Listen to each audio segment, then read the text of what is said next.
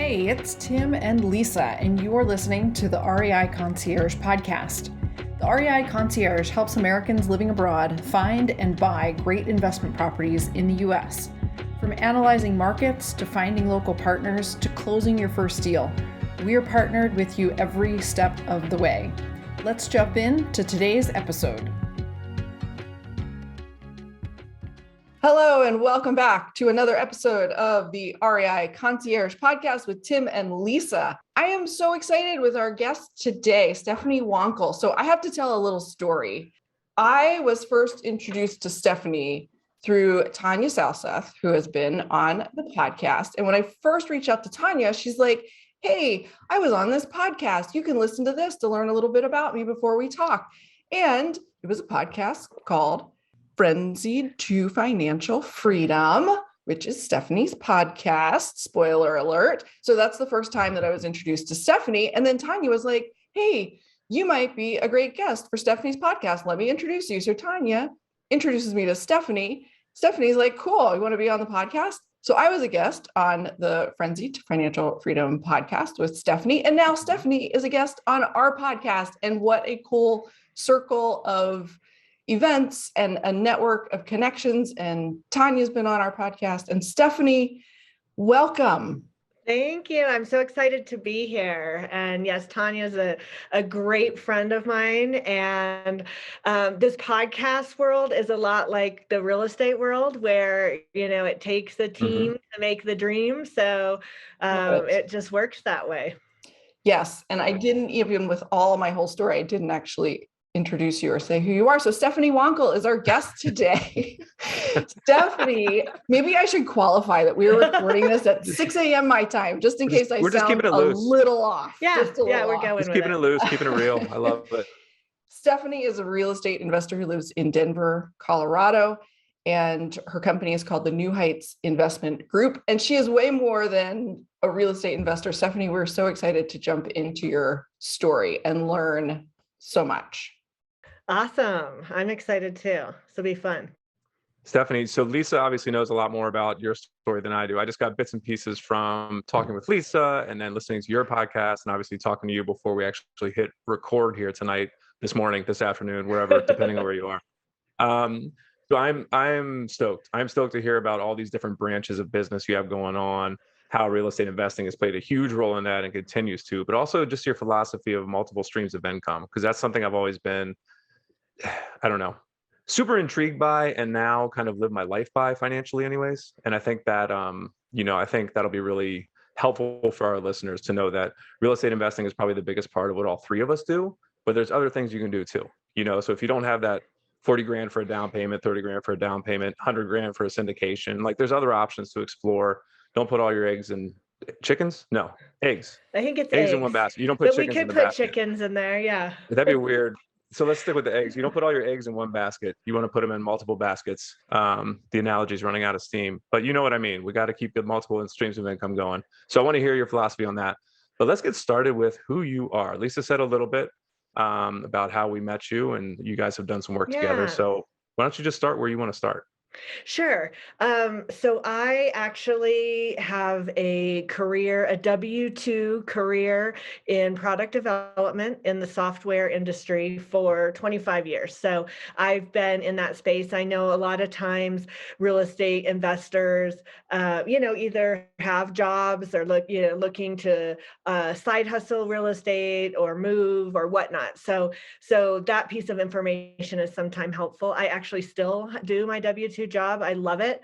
I have two kids one that just finished college with a big student loan and one that's in college with student loans. So for me, you'll hear through my story, I like to compile cash, mostly to invest because it's a passion and a love.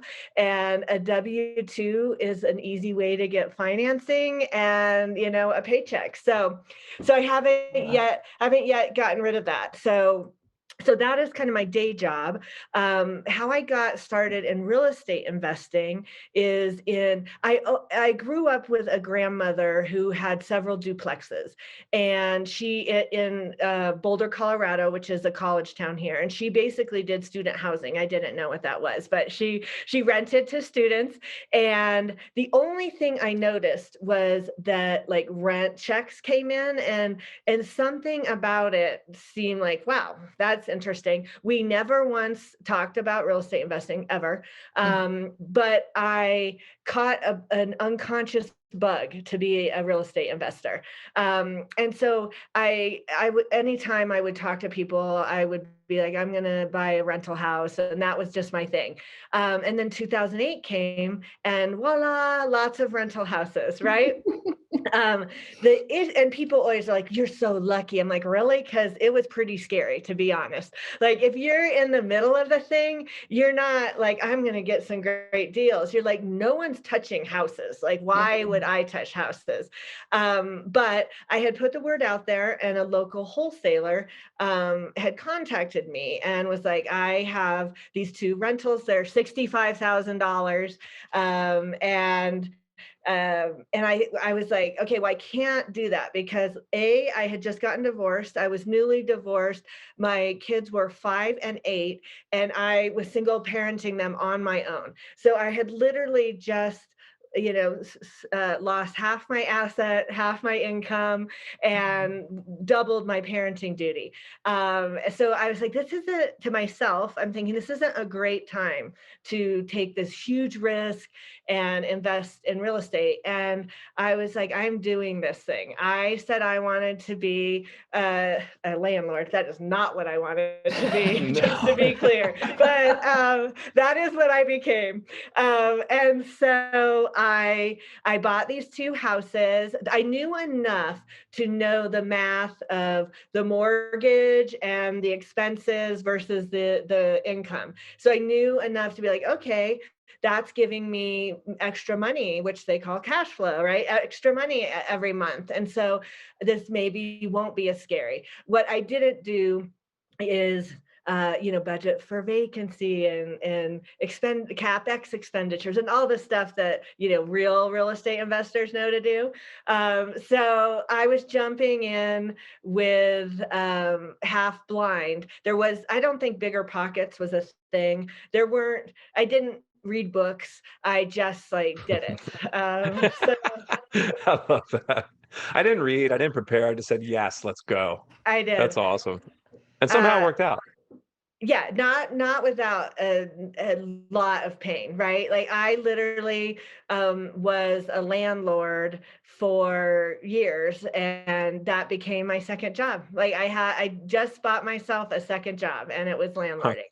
And if for $65,000, even in 2008, you can imagine, not probably the best property. I would call it a low CD market, which in the real estate investing world is not good. Scary as a single woman chasing rent. It was rough. It was rough. But I'm still here to talk about it. That's so my main message from the early part of my story is, if I could do that when I did, anybody can, right?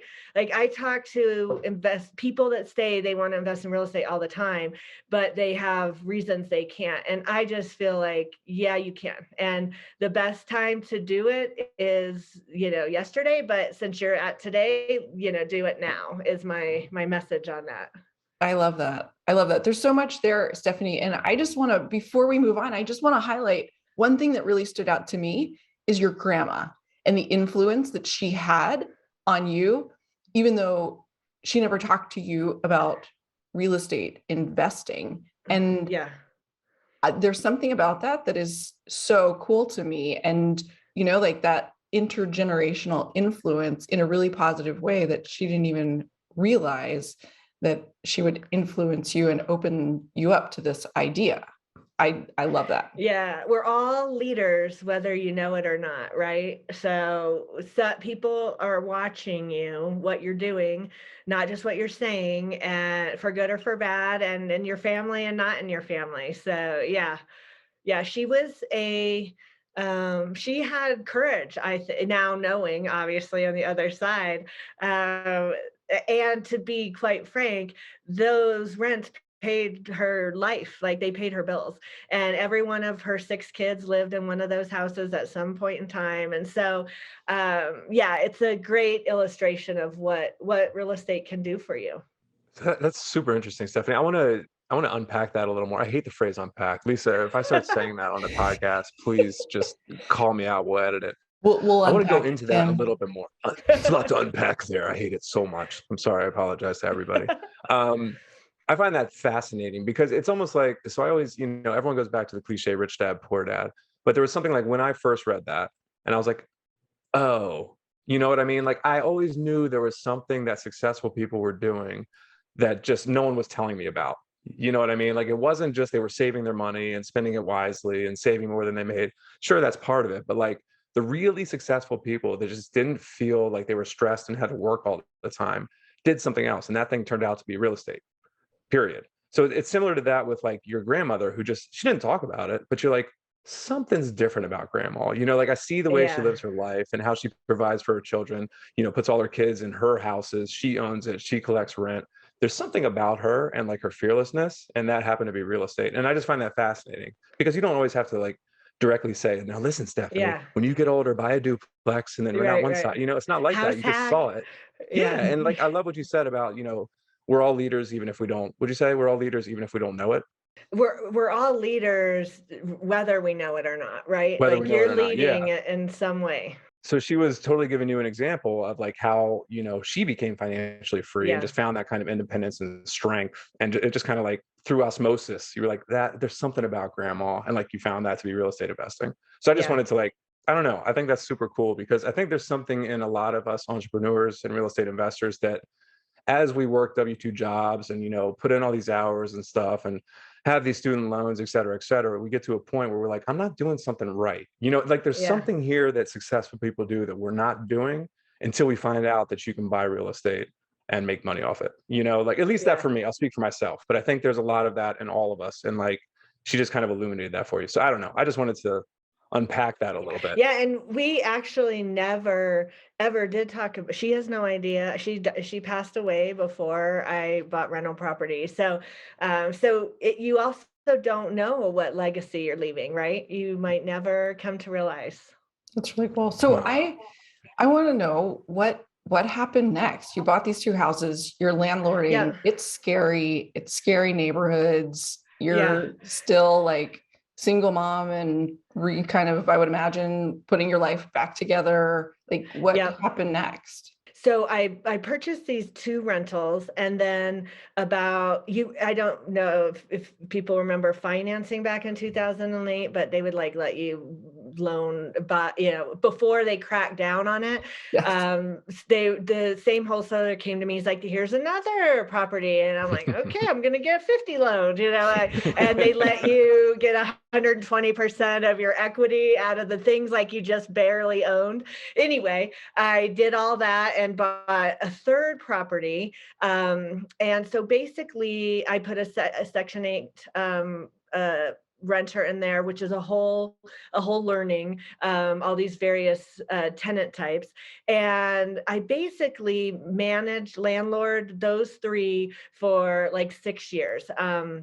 And what you should do is like have a bigger plan and like work your plan. And instead I was like, I got these 3 things and I'm busy with my people, and let's just keep this going. And so I landlorded, and I learned if anyone ever wants to talk to me about buying a rental, and I have stories about bed bugs, about roaches, about scary people, and all kinds of things. So we'll have you back for the Halloween special. the bloopers or something. And so I bought those, and as happens, equity happens, appreciation happens, and those houses went up in value. And at some point then I decided to take my capital out of this Denver market. Well, actually, excuse me, no, I didn't. First, I decided to get out of those neighborhoods because it was very fatiguing, all this chasing rent and scary stories. So I moved that capital into some other like A neighborhoods. I did 2 Airbnbs, one in Keystone, which is a ski resort, and one for corporate rental in downtown Denver. So I took the equity from those and did different things in the Colorado area.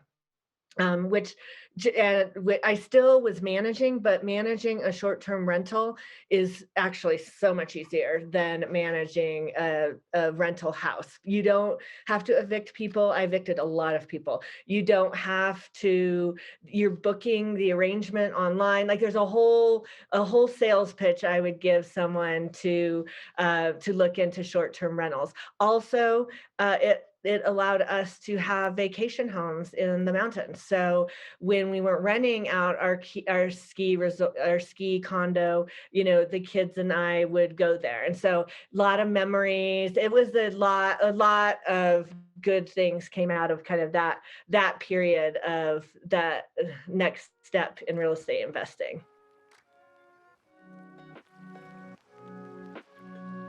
Listen to the full podcast on Spotify, Apple, Google, or any of your favorite podcast apps.